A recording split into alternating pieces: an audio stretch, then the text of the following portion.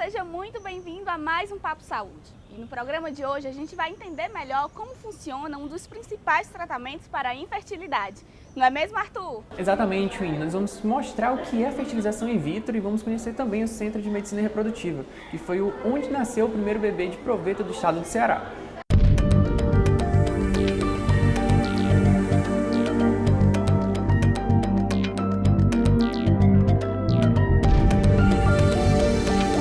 Para esclarecer esse assunto, conversamos com um doutor, médico, especialista em reprodução humana, que também é idealizador do projeto Seminare. Interessante por ser uma ação pioneira no eixo Norte-Nordeste, desenvolvida por médicos cearenses que oferece o tratamento de fertilização in vitro a um preço mais acessível para casais inférteis que sonhem construir uma família. Na inseminação artificial, nós pegamos o sêmen por masturbação, e aí aquele sêmen é preparado para que ele tenha uma melhor qualidade. E nós inserimos aquele sêmen preparado no interior da cavidade uterina. Eu costumo dizer que é uma relação sexual com upgrade, uma relação sexual melhorada, porque o espermatozoide vai ter que caminhar pelas trompas e fecundar o óvulo. Então isso é a inseminação. Já a fertilização, esse sim é um processo master, um processo avançado, porque nós retiramos os óvulos de dentro do ovário, é um pequeno procedimento cirúrgico que nós fazemos, e esses óvulos dentro de um laboratório completamente equipado para isso, nós pegamos um espermatozoide e com uma agulha, a agulha chega a ser mais fina, 10 vezes mais fina do que um fio de cabelo. Então você introduz o espermatozoide dentro do óvulo e aquele óvulo então vai para uma incubadora com condições extraordinárias de controle de umidade, de temperatura, de osmolaridade no meio, controle de contaminação bacteriana. Ele fica lá guardado até que ele comece a se dividir e vire um embrião. E este embrião é colocado dentro do útero. Então na inseminação, nós colocamos o espermatozoide. E no outro nós colocamos já a vida pronta. Na FIV, um ou mais óvulos fertilizados são transferidos para o útero, onde deve se implantar e se desenvolver.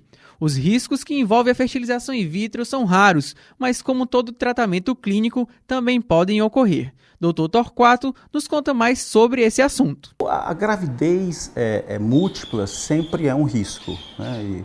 Porque por mais que a gente entenda, uma gravidez gemelar é bom, mas uma gravidez gemelar traz mais risco do que uma gravidez única. Então, assim, as gravidezes múltiplas, elas trazem risco, mas principalmente o risco ao feto, à criança. E tem outra condição também, que se chama hiperestímulo ovariano, que os ovários ficam muito inchados depois do procedimento e eles começam a secretar água para dentro da barriga. E aí a barriga fica cheia de água e às vezes a gente tem que tirar essa água para o paciente se aliviar do desconforto. É uma condição que ela está cada vez mais rara porque hoje cresceu muito a tendência de nós só transferirmos embriões congelados. Muita gente transfere embrião fresco, está tudo correto isso, mas há uma tendência mundial a se transferir embrião congelado. Então você faz os embriões em um mês e transfere no outro. Então quando isso acontece, você reduz muito o risco do hiperestímulo, dessa segunda complicação. Eu diria que essas seriam as duas principais complicações. E sobre os períodos férteis, porcentagens de gravidez relacionados à idade, podemos destacar. Até 35 anos, que a gente fala como o período ideal, a gente fala tranquilamente hoje em números em torno de 60%, 65% de gravidez.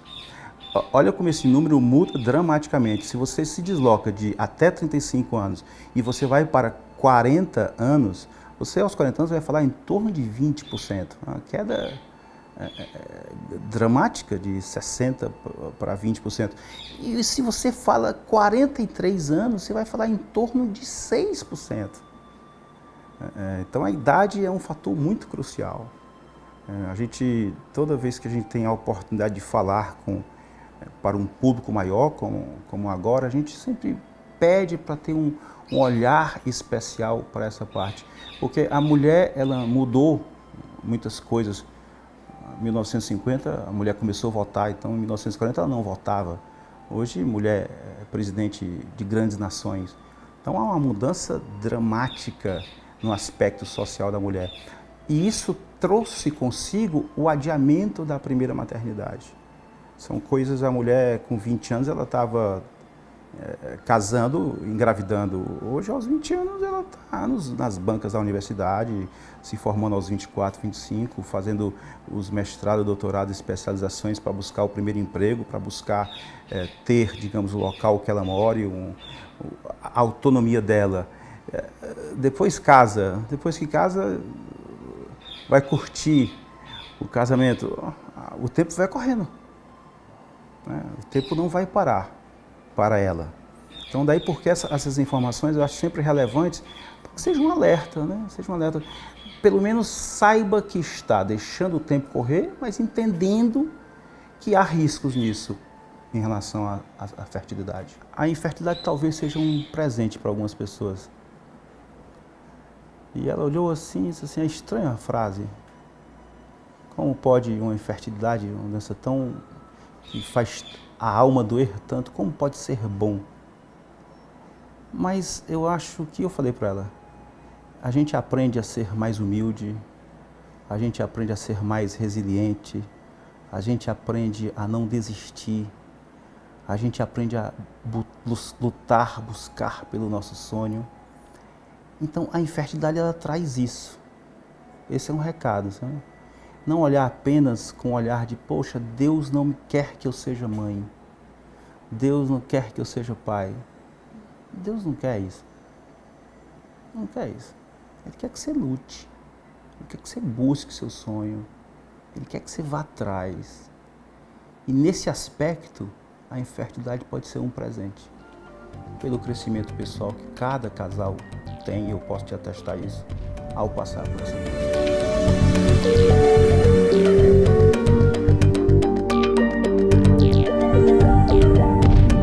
E agora que nós já conhecemos o que é a FIV, que é a fertilização in vitro, o Papo Saúde vai dar uma pausa rápida, mas não sai daí que já já a gente está de volta.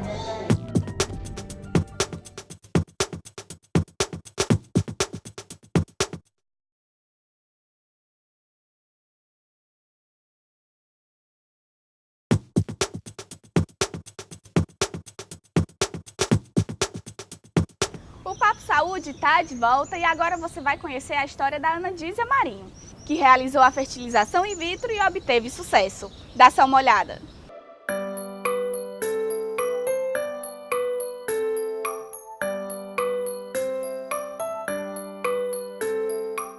Eu casei aos 21 anos de idade, bem jovem. Aos 22 eu fui diagnosticada com um cisto e de acordo com a proporção desse cisto, eu tinha que tirar também um dos meus ovários e uma das minhas trompas, para que nós tivéssemos realmente um resultado esperado para a questão da minha enfermidade. E diante disso também me veio uma notícia que engravidar seria algo bem mais difícil para mim, não impossível, mas seria mais complicado. Tão nova ainda, eu não tinha me apercebido daquela informação, mas com o passar dos anos ela começou a pesar e eu engravidei naturalmente. No intervalo de 10 anos eu tive ainda 3 gestações e perdi todas as 3 gestações, infelizmente. Eu enterrei o meu sonho maternal com os meus 3 filhos, porque foram 3 gestações onde eu chegava sempre ao 4º mês. E foi tudo muito doloroso, psicologicamente é muito doloroso você gestar e perder aquela gestação. Teve um momento já amadurecida, né, já com algumas coisas resolvidas, porque quando a gente casa, a gente, não, só vou ter filho quando algumas coisas estiverem resolvidas. Essas coisas já estavam resolvidas, o sonho de ser mãe já estava muito sedimentado, as dores que eu já havia vivido também já haviam me modificado, porque a cada filho que eu perdia, que eu gestava, era gestada uma nova Ana Dízia também. E nós decidimos planejar uma gestação. E nisso eu procurei um profissional e após alguns exames, o profissional chegou à conclusão que a minha gestação só seria possível através de uma fertilização in vitro. Meu marido também submeteu alguns exames, embora ele já tivesse 2 filhos do primeiro casamento, ele também teve algumas complicações, porque ele teve problemas com varicocele, se submeteu a 2 cirurgias antes mesmo de eu concretizar a questão da fertilização in vitro. Então, o processo todo demorou cerca de 1 ano até a gente concretizar a fertilização, a primeira, fiz 2. Na primeira fertilização, eu tive que parar no meio do caminho o tratamento, porque eu tive uma superovulação e isso poderia colocar em risco até mesmo a minha vida. 6 meses depois, eu tentei novamente, coloquei 4 óvulos fertilizados. Desses 4, somente ficou 1. Isso foi há 12 anos atrás. Hoje meu filho tem 12 anos. Aliás, faz agora, no próximo mês, 12 anos. E eu acho que foi a decisão mais acertada da minha vida, sabe? Eu acho que eu me pari junto com o meu filho. E eu acho que de todas as atividades que eu exerço na minha vida, é a que mais exige de mim oração, empenho e gratidão também a Deus por ter me propiciado isso. E assim, foram várias dores, sabe? Mas foram vários renascimentos também.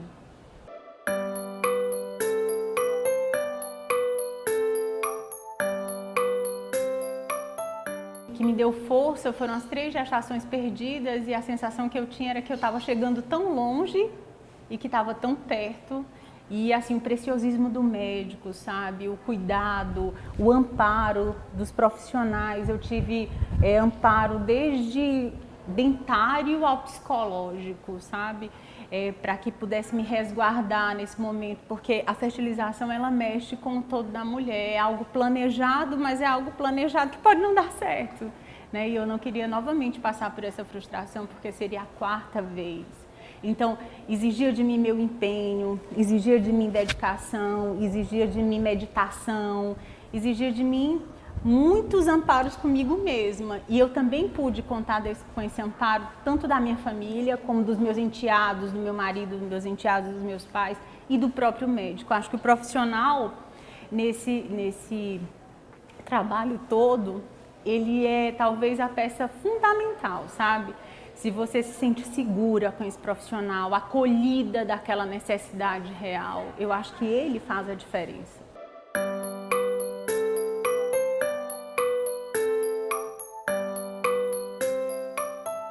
Foi me acalmar, foi esperar, foi acreditar que ao final de 9 meses eu ia ter meu filho, eu ia ver meu filho.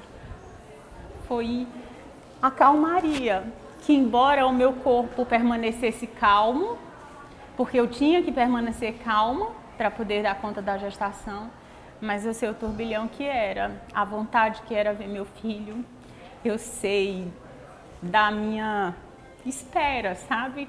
Eu me lembro que quando eu fui parir, eu fui no salão, eu me maquiei, eu me pintei, eu ia ter um encontro de amor, ia ser concretizado um encontro de amor.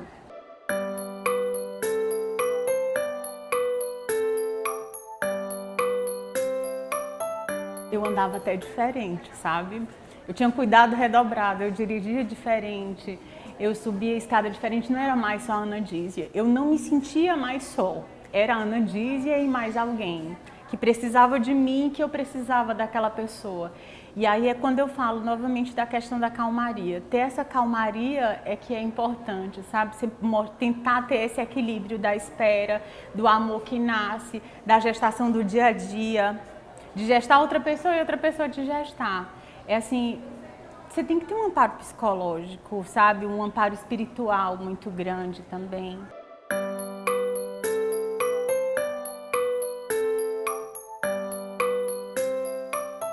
Eu diria que eu acho que é a escolha mais acertada que nós podemos ter. Talvez a mais difícil, talvez o papel mais difícil a ser exercido, sabe? Quando você exerce esse papel em inteireza, mas a decisão mais acertada. Acertada na descoberta do amor, acertada na descoberta de saber que Deus está ali, que você é vida também, sabe? Que há um outro ser que veio de ti, que nasceu de ti, que precisa de ti, do teu zelo, do teu cuidado, do teu amparo emocional também. Eu acho que foi a decisão mais acertada. Eu não seria a Ana Dízia que eu sou hoje sem os meus filhos. Eu costumo dizer que eu sou tão deles quanto eles são meus. Eu sou dos meus filhos por inteiro, inteireza, sabe? Na alegria, na tristeza, no amparo emocional, no todo. E eu acho que, em sendo possível para a mulher e sendo uma vontade dela, que ela tente, sabe? Que ela busque, que ela procure um amparo de um bom profissional, que ela antes converse com a família, que a família inteira participe desse momento, porque é um momento que mexe com todo mundo, com o emocional de todo mundo, é uma espera, é uma expectativa, é o nascimento de um amor.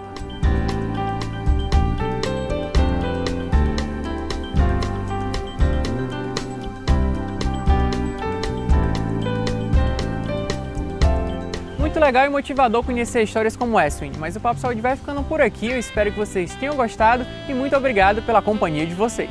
É isso mesmo, mas se você quiser falar com a gente, mandar alguma crítica ou fazer alguma sugestão, você pode entrar em contato pelo 3477-3422 ou pelas nossas redes sociais, facebook.com/paposaudeminfo ou pelo nosso Instagram, @paposaudetv. Até a próxima, tchau!